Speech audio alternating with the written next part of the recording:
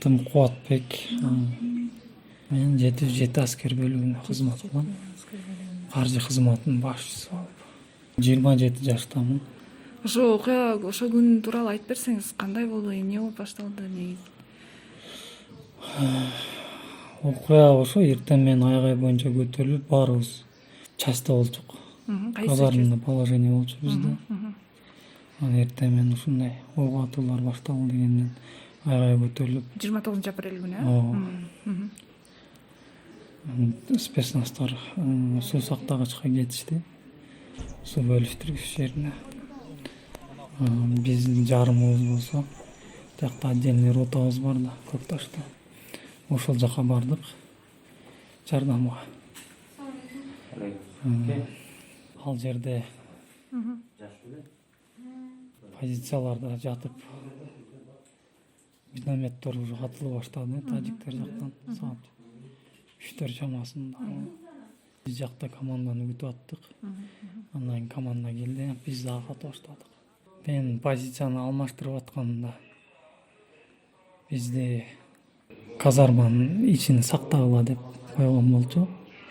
Бирок тоскоол жараткандан биз позицияны көрүнбөйт да бизге атканыч. Анан позицияны алмаштырганга туура келди. Алмашып чыгып атып аттык. Тажиктер тарапты. Атып анан 2 метр жылганын эле жанымда шеригиме ок тийди. Карагычам эле мен өзүмө да ок тийди бутума. Ошол замат эле сразу чыгылдым. Анан шеригим ок тийди же жана октун сыныктар тийди? Жок, ок тийди. Кадимкидей ок тийди. Өзүм дагы билбей жерге жыгылдым. Бакырып жаттым. Шеригим келди дагы сүйрөп казарманын ичине алып кирип кетти. Ал жактан уже башым айланып, өзүм жакшы сезбей аттым. Өзүбүздүн кол башчы мындай көзүм ачсам уже ремен тартып аткандарын көрүп аттым. Анан кишилер дагы бар болчу. Мындай сознание терять этип баштадым. Бир маалда терезеден чыгарып кетип атканым эсимде бар. Кайра көзүм жумуп карасам эле дарактардын түбүндө көтөрүп чуркап кетип атканын көрдүм. Кайра өчүп туруп эле карасам уже машинанын ичинде экен. Машинанын ичинде салып алып айдап кетип атат Баткен тарапка, больницага. Бул эски скорый помощьтагы военныйдеги бар го машиналар. Ошондой машина болчу.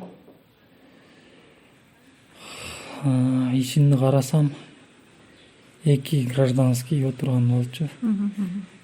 Алдында 2 пограничник отурган экен. Кетип атабыз бир маалда. Кичине өзүмө келдим. Көзлөрүм да ачылып айдап кетип атабыз. Анан бир маалда өздөрү сүйлөшүп калды. Бронежилет менен лобовойду жапкыла деп. Лобовойду жапты. Оказывается, биз Тажикстан тараптан кетип аткан экенбиз. Кетип атсак, тоонун үстүнөн ок атуулар башталды биздин машинага карата.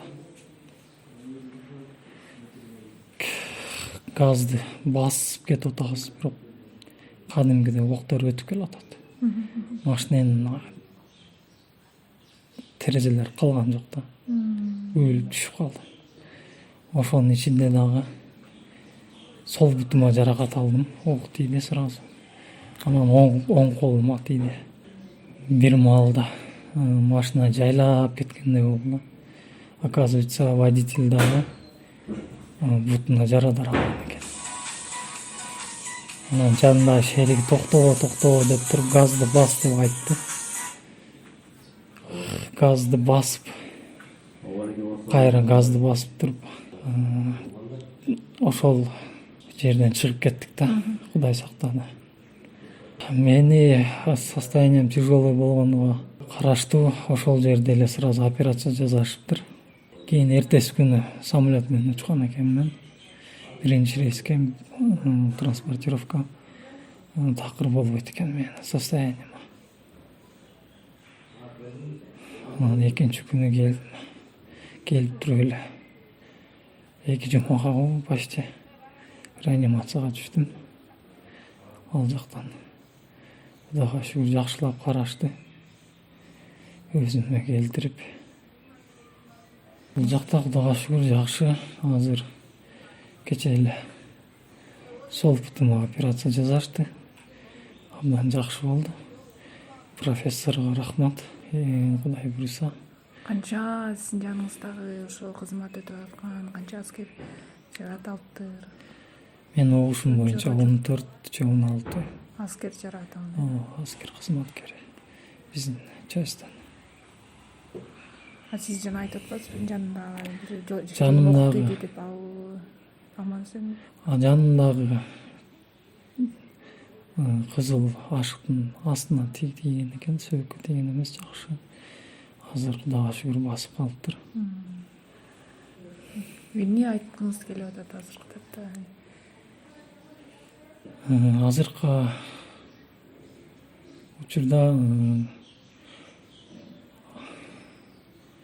биринчиден Аллага шүгүр кылам.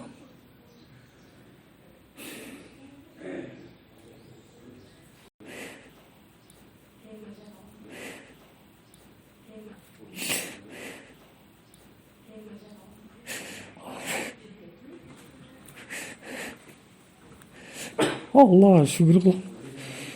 Тирүү калганым. Экинчиден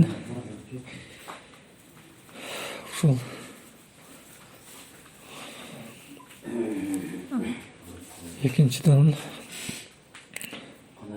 ата энеме ыраазычылык билдирем. Канча жашка жетпесем азыр деле кичине жаш бала да карап аткан. Үчүнчүдөн профессорго ыраазычылыгымды билдирем. Мен ишенем, бутка тургузат мени. Честно?